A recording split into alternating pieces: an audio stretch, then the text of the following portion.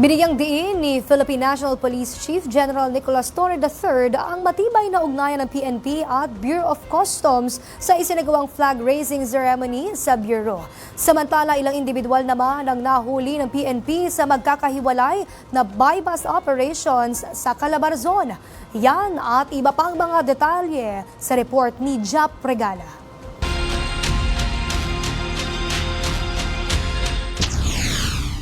Arestado sa magkakahiwalay na operasyon ang dalawang high-value at street-level drug suspect sa Calabarzon sa isinagawang buy-bust operation ng Office of the Batangas Drug Enforcement Unit, Batangas City Component Police Station at Philippine Drug Enforcement Agency pasado alas 12 ng hating gabi sa Barangay Alangilan, Batangas City. Nadakip ang isang high-value individual na si alias Orly. Nasamsam sa suspect ang tinatayang 100 gramo ng hinihinalang shabu na nagkakahalaga ng halos 700,000 piso. Alauna naman ng madaling araw nang magsimula ang operasyon ng Santa Cruz Municipal Police Station sa Santa Cruz, Laguna. Dito, nasa kote ang isang street-level individual na si alias Paulo na nahuli pa sa aktong nagbebenta ng hinihinalang shabu. Nakuha sa kanya ang halos 35 gramo ng shabu na nagkakahalaga ng halos 240,000 piso.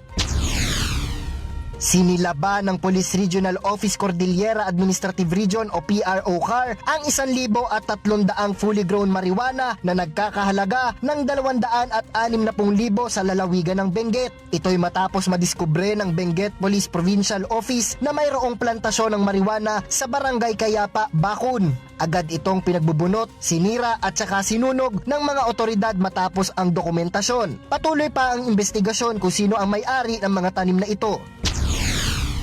Samantala, pinangunahan ni PNP Chief General Nicolas Torre III ang flag raising ceremony ng Bureau of Customs kahapon, kung saan nagsilbi siya bilang guest of honor at speaker. Mainit naman siyang sinalubong ni Bureau of Customs Commissioner Ariel Nepomuceno at ng mga tauhan ng ahensya. Binigyang diin ni Torre ang matibay na kolaborasyon ng PNP at BOC sa pagpapatupad ng national security, lawful commerce at seguridad ng publiko. Ipinahayag din niya ang kanyang suporta sa matibay na paninindigan ng BOC laban sa smuggling, trafficking at iba pang criminal activities. Para sa totoong balita sa Bagong Pilipinas, Jap Regala, Congress News.